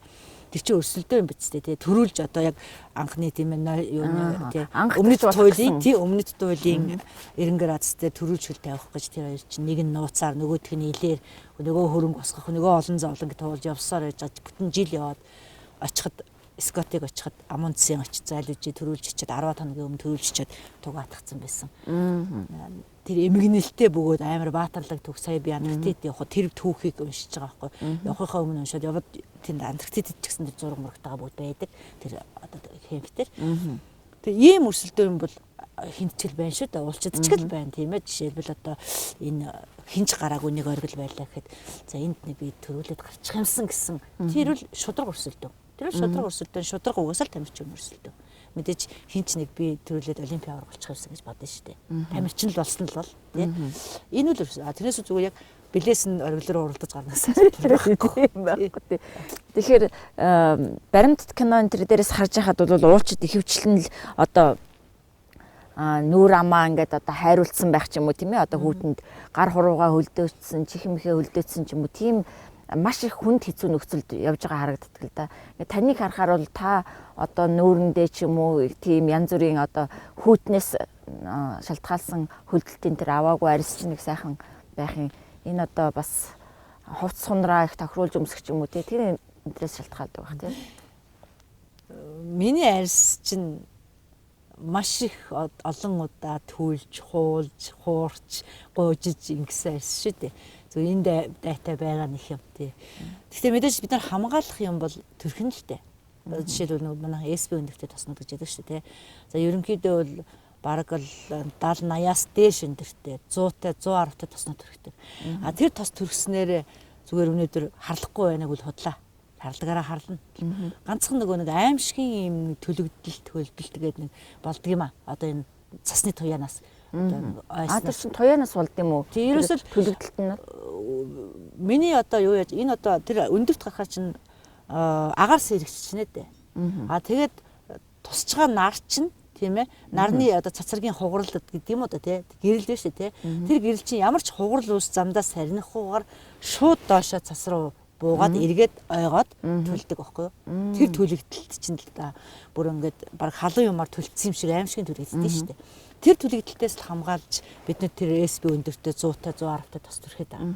А тэгээд давхар юм хамгаалт ийм одоо иймэрхүү юм хийгээд байгаа байхгүй юу? А тэр чинь зүгээр зөвхөн тэр аимшигын төлөгдөлтөөс л хамгаалж байгаа. Тэрээс л ялгаа авахгүй тасар болоод ер нь харлахын хувьд адилхан л харлаа. Ер нь ингээл онгоцны буудлын тэр дээр харж хахад бас уулчт бол амтшгүй байдаг л да. Нүүр нь ингээл одоо хөлдсөн ч юм уу төлөгдсөн тий. Тэгэл үсэн одоо ер нь л нэг уулын хүн гэдэг нь шууд танигддаг шүү дээ. Тэр чинь уулчтын ийм иж байхгүй юу? Тэгээд тэр нэг гоё ягаад ч тийм хүмүүсийг харахаар нэг л тийм ир зариг тэднээс нэг ир зариг өнөртдөг байхгүй тий. Зөвхөн нүдний шилний доотлын хийсэн нүдний иргэн тойрон цагаан дээр бусд нь ингээл тажигэр тасар болсон гэдэг тий. Би одоо энэ Италийн домогт уулчин тийм ээ Райнхолд Месснер гэдэг хүний тухай баримтат кино үзчихсэн. За бас интернетээс ч гэсэн тэр хүний тухай уншижсэн л да. Тэгэхээр Райнхолд Месснер бол одоо Антарктик твийг, за Гренландыг, за Монголын говийг одоо явгнаар туулсан ийм хүн. За тэгээд бидний түрүүний ярьсан 8000 метраас дээш 14 оргилд одоо гарсан тийм ээ. Ийм одоо их домогт уулчин байгаа л да. Тэгэхээр энэ хүний тухай уншиж хахад Райнхолд Месснер бол одоо Месснер Маунтин гэсэн одоо музейтэй тийм ээ. Месснер Маунтин Фаундейшн гэдэг одоо сантай тийм ээ. Месснерийн одоо уулын сан, Месснерийн уулын музей гэсэн музейтэй. За 80 гаруй одоо ном зохиосон уулын тухай. Ийм одоо домог болсон уулчин байд юм байлээ. Одоо Италийн. Тэгэхээр энэ уулчныг ингээд харж байхад одоо жишээлбэл Месснерийн гэр бол одоо ЮНЕСКОд бүртгэгдсэн Альпийн нуруунд байдаг одоо соёлын одоо дурсгалт зүйл болох тийм цайзад амьдарч явах жишээтэй тийм ээ. За мэдээж одоо том зах зээлтэй Европын уулчин гэдгээрээ ч гэх юм уу одоо элбэг хангалуун цайзад одоо харшид хаан мэт амьдарч шүү дээ. Тэгэхээр одоо Монголын өнөөдрийн домог болсон гангаамаа одоо яг яаж амьдарч байна вэ? Цалингаараа амьдардаг гэж ярьдаг шүү дээ. Тэгэхээр би цалингаараа л амьдарч байгаа юм. Ягаад гэвэл би ч уулын хөтөч хийдэг, уулын гайд хийдэг байхгүй гадныханд. Гадныханд ч хийдэг, монголчуудаа гадагшаа хийн, гадныхныг Монголдоо хийдэг тий. Тэр ажил маань улирлын чанартай л да. Тэгээд тэр нь болохоор эндсэндээ нэг 4 сарын л хугацаанд хийх юм да тий. 5 сараас 10 сар хүртэл энэ хугацаанд юм хөтөчийн ажил, гайдын ажил хийдэг байгаа. Тэр цалин маань амьдралдаа тэгэл нөгөө цалингаас цалингийн хоорондоо тэгэл явж байгаа. Дээр нь илүү хэрвээ юм илүү гарах юм бол илүү гарсныхаа уул руу буцаад амжилтынхаа төлөө зарчаал. Тиймэрхүү амьдралтай л явж байгаа. Өвлийн дөндөө болохоор олон нийтийн ажил хийгээл бас нийгмийн тусад ажил хийгээл тийм ээ. Энд одоо хүмүүст лекц сургалт хийгээл сургалт байгуулдаг лекц унших. Гэх мэтийн тэгээд яг үнэндээ бол нэх орлогочгүй мөртлөө завгүй л явах юм байна шүү дээ. Тэгээ лекц гэснээс энэ гадны том уулчдын тухай намтар төхөг уншиж байхад тэд нар бол одоо дэлхийн том компаниудын гүйцэтгэх захирал нарт ийм эрсдлийн менежментийн хичээл заадаг. Тэд нартай хамтарч ажилладаг. Бас тэрнгээрээ салинждаг юм байт юм лээ. Тэр танд ер нь мэдээж өндөр ууланд авирн энэ экстрем спортоор хичээлнэ гэдэг бол таны одоо амьдралын ихэнх хугацаа энд зориулагдсан учраас та бол тэр эрсдлийг даван туулах өөрийн гэсэн менежмент арга технологитой болсон байгаа. Тэгээ энэ талаараа ер нь бол одоо манай Монголынхаа одоо том компаниуд ч юм уу тийм ээ байгууллагуудад одоо эрсдлийн менежментээр хичээл заах тийм одоо лекц унших иймэрхүү төлөвлөгөө өнтер байдгүй. Би ч одоо миний лекц маань яг нөгөө ихэнхдээ чиглэсэн лекц маань нэгдүгээр спортынхаа сэдвтэй, уулын спортынхаа тийм ээ таны мэдхүйн сэдвтэй. За дээр нь бас яаж одоо амжилтанд хүрэх үү ч юм уу, яаж одоо өөрийгөө бас ялж дийлэх үү, одоо яаж хөдөлмөрлөх үү гэдэг тийм л спортоо тушгилсан, уулынхаа спорт тушгилсан тийм лекцийг л уншдаг. Одоогийн үед бол яг тийм сонирхол чиглэсэн хүмүүс ингээд ураад лекц уншилдаг л да. Одоо сонирхол энэ чиглэлийн юм их сонирхдаг ч юм уу. Бас нөгөө цэргийн ангууд жаншин штаб нэг хэсэг нь аюу хамтарч ажиллах гэсэн уншилсан. Цэргүүдэд нөгөө яаж одоо төвчээртэй байх уу, яаж эх оронч байх уу гэх өслийг тийм ээ төлөвшүүлэх зорилгоор хамтарч ажилласан байгаа. Өнгөрсөн 2-3 жил. Тэгээ босоод ингээд төмөр зам гэж уншдаг. Зөндөө би уншуулаад цаашиж ингээд уншуулъя гэж захиалга хийдэг нөгөө би зам нь болдгоо. Тэгэл жоохон хойшлуулаад байгаа тал байна. Энэ бас тэр нэг Райнхольд Месснерийн тухай ярьсан л да. Тэгэхээр Райнхольд Месснер бол одоо 2009-с 2014 оны хооронд Италийн ногоон намаас Европарламентд тий Европын парламентэд гишүүнээр сууж исэн сонгогдож исэн билээ. Тэгэхээр тэнд бол байгаль орчны асуудал, хүний эрхийн асуудал хариуцж ингэж ажиллаж исэн билээ парламентын гишүүнээр.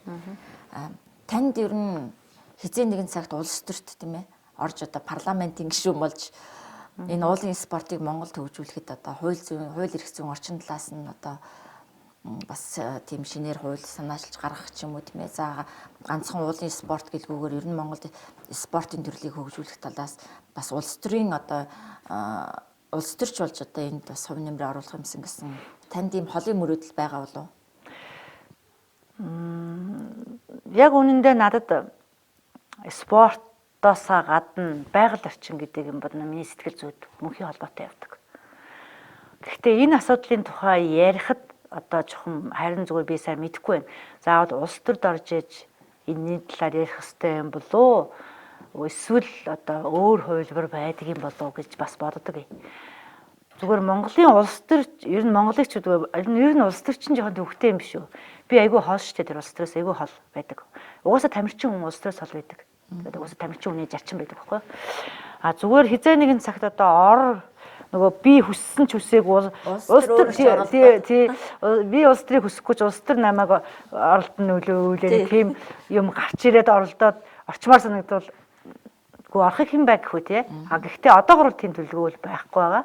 А зүгээр одоо улс төрд орж ижил миний энэ бодож байгаа байгаль орчны талаар ч юм уу энэ уулын спортын аялал жуулчлалын талаар юм заавал улс төрд орж иж хэрэгжих хэрэгтэй байгаа бол би бол ороход бэлэн тийм ээ. Гэхдээ өнөөдөр биш маргааш биш тийм ээ. Ер нь бол хитэн таны асууж байгаагаар л хариулж байгаа шүү дээ. Тэгэхээр хамгийн гол нь олон асуудал ингээл нүдэн дээр харагдаад байдаг байхгүй байгаль орчны талаар ингээл яг л тэгчмээр л байх ингээд яагаад тэгэхээр би нөгөө дэлхийн 7 төв давирахад би олон улс орны тэр одоо байгалыг харж явлаа шүү дээ. National Park тэр үндэсний парк нь ямар байдаг юм бэ?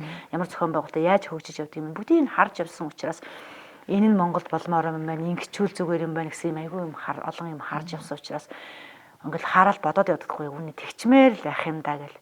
Тэгээ одоо нөгөө хэрвээ би тэр байсан болч гэдэг юм уу хэрвээ би сайд байсан болч юм хэрвээ би ерөнхийлөгч байсан бол гэж хүүхдүүд нэг ярьдаг шүү дээ. Яг тэрүүн шиг би юм бодоод явдаг байхгүй. Яг би яг тэрийг тэгүүлнэ гэл ингээл дотроо ингээл бодоод явдаг. Тэгээ тэрийг чом яг үнэндээ улс төрд орж хэрэгжих үү зүгээр наан хэлж ярьж болж хэрэгжих хэрэгтэй юм уу би сайн мэдэхгүй. Гэхдээ бол энэ талаар бол би хизээд дуурах болно, найрах болно. Гэхдээ миний дуу хоолой заавал улс төрд орж ижил хурж байгаа бол би ороход бэлэн л гэж бодож байна. Тэгэхдээ бол улс төр л хэцүү. Энийг би уг нь болж игэл хүсмээргүй байна тэрийг. Яг үнэндээ бол. Тэгэхээр биний нэг найз уулчин байдаг юм л да. Тэгээд тэр уулчин маань сутай хайрхны орой дээр гараад, оргил дээр гараад ирснийхэн дараа нэг таарлалд асууж хахад яг одоо ингэ сутай тэр өөрөө сутай нутгийн хүн шүү дээ. Сутай хайрхны орой дээр гараад яг ямар бодол төрж яваа гэж асуухаар яаж энийг одоо хамгаалах байл гэсэн бодол төрд юм бэлээ. Өөр надад ерөөс ямар ч бодол төрөөгүй. Танд одоо ингээд эх орныхаа бүхэл одоо өндөр уул оргил дээр гараад танд яг ямар бодол төрдөг вэ? Бид нар одооноос эхэлж хүмүүсийн толгойд, хүүхдүүдийн толгойд юу өгөх вэ? Ерөөс яаж хамгаалах вэ? Яаж юмыг одоо тийм ээ яг энэ цэврээр нөргөөр нь байлгах уу гэдэг дээр их анхаарах хэрэгтэй. Энийг л их бодож явдаг болон давж явж байгаа. Яруу алдрын шуухайлын чамайг дөрүүлсэн ардынхаа нандин сэтгэл мөнхрөөрэй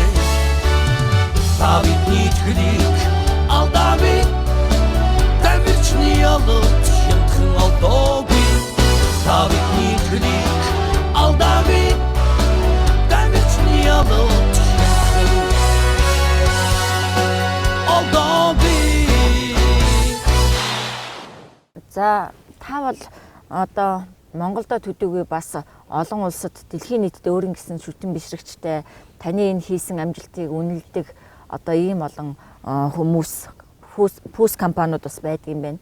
Тэгэхээр та надад энэ одоо хутгийг бэлгэлсэн байгаа. Энэ хутган дээр бол одоо энэ хутгийг одоо Францын Opinel гэж одоо компани танд зориулж сая одоо энэ 7 дахь ноён оргилдоо гараад ирсний дараа одоо ингэж дэлхийн 7 твийн 7 ноён оргилд хөл тавьсан анхны монгол хүн Бадам гарвын Гангаамаа гэж ингэж таны нэрийг сийлээд одоо ингэж найз нөхөд бас уулзаж учирсан дотны хүмүүстэй өгчий гэж одоо ийм бэлгийг танд одоо явуулсан байхын. Тэгэхээр Монголд ер нь таны энэ амжилтыг ер нь хүмүүс хэр ойлгож хэр одоо үнэлж цэгнж байгаа нь танд анзаарэгдэж байна.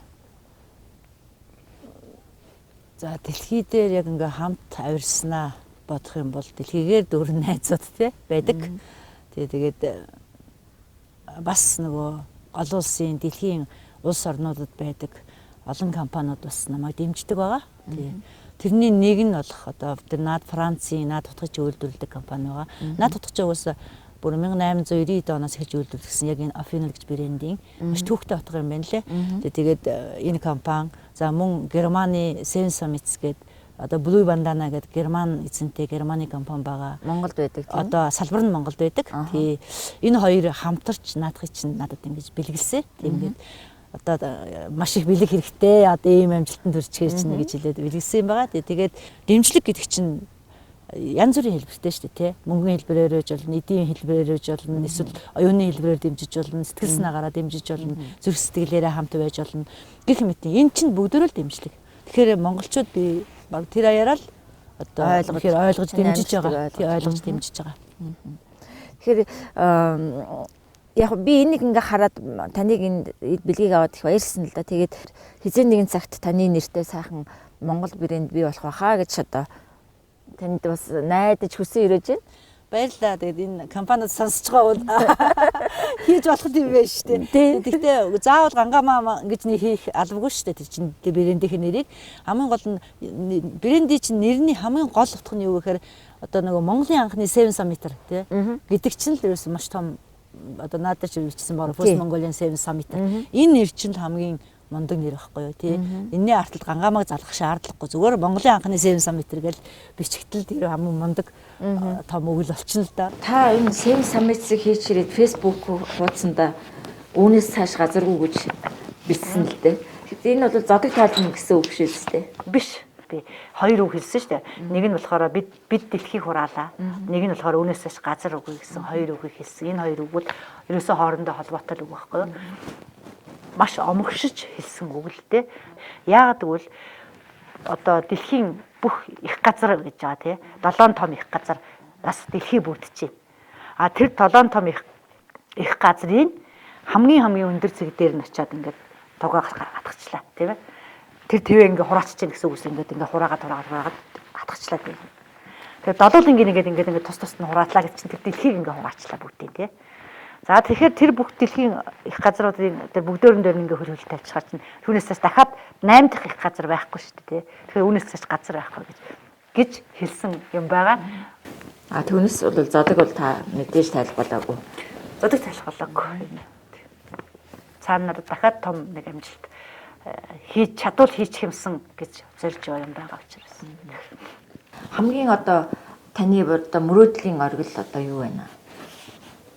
Эхний нэг мөрөөдөл бол Seven Summit буюу 7 оргил байсан хийсэн хийчлээ. Одоо миний мөрөөдлийн нэг оргил байгаа. Энэ бол K2. Тий. Таны энэ хийсэн амжилтыг дэлхийд нийт 140 гаруй хүн хийсэн байт юм байлээ. Тэгэхээр энэ утгаараа ч гэх юм одоо бусад спортын талаасаа яриад үзэх та бол дэлхийн аварга болжээ. За таныг одоо энэ дэлхийн аваргын та зөвлөх энэ том амжилтыг одоо гавьяаг байгуулад ирэхэд танаа нутгийн зөвлөл ер нь юу өгсөн бэ? Яагаад би нутгийн зөвлөл юу өгсөн бэ гэж асууж яана вэхээр одоо манай үндэсний бүхийн одоо начин төрлөө гэхэд нутгийн зөвлөл бол одоо суур хонь анх адуу за тэгээд ланд 200 өгдөг шүү дээ шууд л өгдөг. Таныг одоо эмэгтэй хүний хувьд та бол энэ Монголын спортын түүхэнд дамаг болох ийм түүхийг бичээд ирэхэд Танай нутгийн завхан нутгийн зөвлөл танд яг юу өгсөн бэ? Тэрийг үл хэлж мэдэхгүй байна. Яг үндэ бол наа чи яг жоо хүнд асуулт байна. Миний хувьд яад үл чи надаас шалтгааллах юм биш шүү дээ.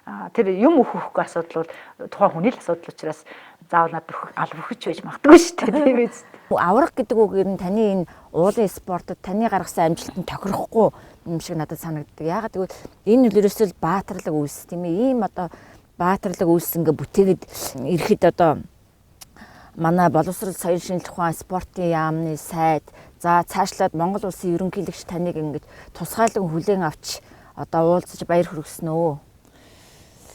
За яг миний амжилтыг таны өргөд авах шиг байна. Тэгээд ямар ч байсан зорьсон зорилго гэдгээ биелүүлсэн.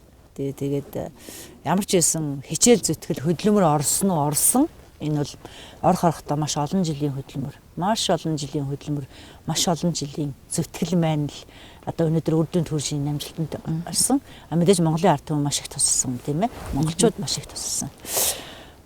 Зүгээр ирсний дараа бол би сайдтай бол уулзсан. Бид нар яг уулзсан. Сайд өөрөө таныг хүлээж авсан уу? Та нар зур хүсэлт гаргаж уулзсан юм уу? За яаж яасан ямар ч байсан манай биеийн тамирын удирдах байгууллага бол биеийн тамирын спортын газараас л зохицуулсан. Яасны жаа би үл тамирчин хүн мэдэхгүй ш. Тамирчин хүн ирлээ яваад ирлээ амжилт гаргаад ирлээ. Тэр дарга нар одоо тийшээ одоо хинтээ уулзах одоо яах вэ одоо юу гэж ярих вэ энэ бүх чинь угаасаа л тамирчдын өөрсдийнх нь дэг жаяг дүрэн байдаг те. Удирдсан тэрийг зохион байгуулсан хүмүүсүүд нь одоо холбоод нь ч юм уу тийм ээ газар нь л одоо юу энэ тамирчныгаа одоо яах вэ гэдэг нь тэднэрээ л асуудал шүү дээ тий. Бид нар бол тэгэл ирлээ тэгэл байжлаа. Зөв ерөнхийдөө чинь тэр хүлээж аваагүй л дээ. Тий. Би нэг хүүхэд байхдаа одоо анх удаа Эверестийн оргилд гарсан төвдийн уулчин Дэнзэн норгон тухай Цастуулын цагаан барс гэж нэг ном уншижсэн байхгүй юу. Тэр нэр надад тэгээ тэр хүний хүн төрөлхтний төвхөнд анх удаа Эверестэд гарсан тэр амжилт тийм ээ надад их одоо гоё тийм санагдчихсэн л да тухайн үед. Тэгээ би таны энэ Seven Summits хийгээд ирсэн тэр үед тийм ээ. За яг одоо ингээд тантай уулзаад ингээд нүрээ тулаад уулзаад сууж хахад би одоо таны яг Монголын одоо Цастуулын цагаан Эверест гэж нэрлэх юм уу гэсэн нэг тийм гоё нэр надад бодогдоод байгаа байхгүй. Танд нэр өгмөр санагдаад Дэнзэн норгойг одоо анх удаа Эверестийн оргилд гарахад Цастуулын цагаан барс гэж нэрлэж исэн бол одоо та бас Монголоос анх удаа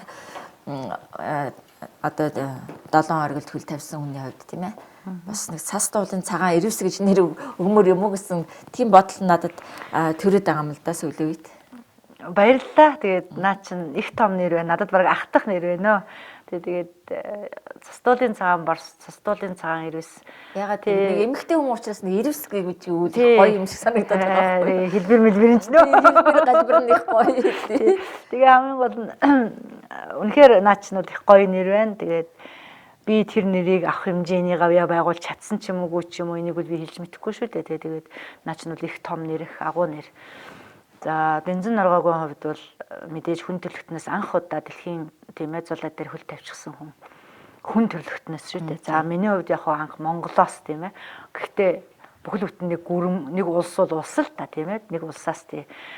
Тэгээ би яг өөрийнхөө амжилтыг би ингэх ёстой ч юм уу, ийм нэр авах ёстой ч юм уу, эсвэл ийм шагнал авах ёстой, ийм амжилт хийсэн гэж би хэлмээргүй байна л та. Яагаад бол тэртээ тэргүй хүмүүст өгнж байгаа юм байгаа тийм ээ. Тодорхойд нь тий байгаа. Миний хувьд бол зүгээр өөрийн зорьсон зорилгодоо хүрлээ. Тэгээ надад би өөрөө тэр хүсэл зорилгын төлөө явсан. Тэр хүсэл зорилгын эцсийн үзүүрийн цэг нь юу вэ гэвэл анхны Монголд нэг анх Seven Summit-тэй болох зорилго тавьсан. Тэрийн чадвал би хийчих юмсан гэж зорж явсан. Тэн дээр Монгол гэдэг нэг бичүүлчих юмсан гэж зорьсон. Тэрүүндээ хүрсэн. Тэрийг ард түмэн яаж үнэлэх нь бол ард түмний л асуудал тийм ээ. Тэр юу гэж нэр өгөн ч гэсэн. Зүгээр таны тэр надад тэгж нэр өгч байгаа. Үнэхээр их баярлалаа. Та миний амжилтыг аягүй үнэлж байгаа юм байна. Тэгээд одоо би танд одоо мэдээд их үнэлгээ тий мөнгө төр өгч чадахгүй учраас би тань нэг тийм гоё нэр бодож олсон байхгүй юу. Бодож олох ч юу байх вэ? Энэ нэр миний сэтгэл зүрхэн дандаа явдаг байхгүй юу. Дэнзэн норгойгон тухай.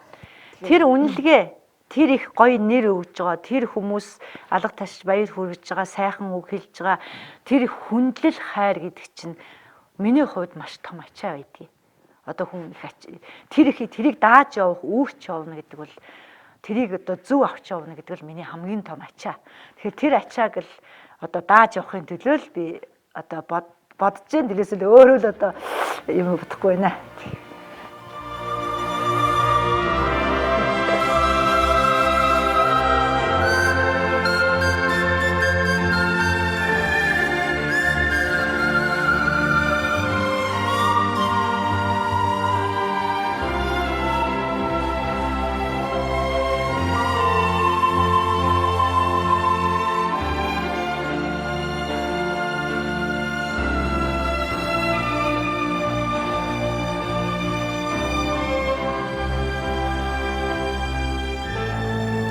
Тасталын цагаан юм.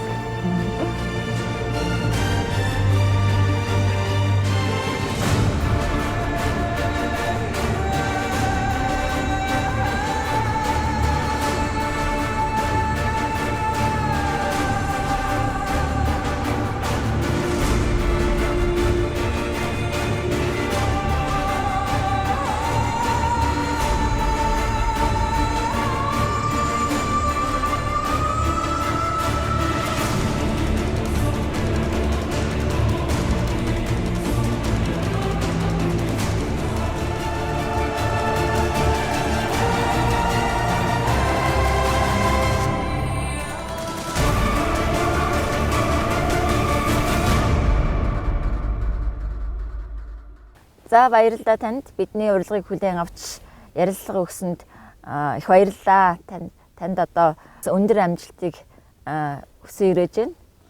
За баярлалаа. Тэгээд өнөөдөр нэвтрүүлэгтээ урьж үзэгчтэй маань уулзуулж уулын спортын тухай одоо хүүрнсэн танд ч гэсэн баярлалаа. Тэгээд уул гэдэг бол агуу. Түүн дээр одоо тэр агуу сайхныг хүн болгон тийм ч амархан бас үзэж харж болдоггүй. Гэхдээ л тэр агуу сайхны төлөө алхам малхам тэр агуу сайханд ойртохын төлөө үзэгчд маань хөдөлмөрлөөрэй, зүтгээрэй, өөдрөг байгаарай.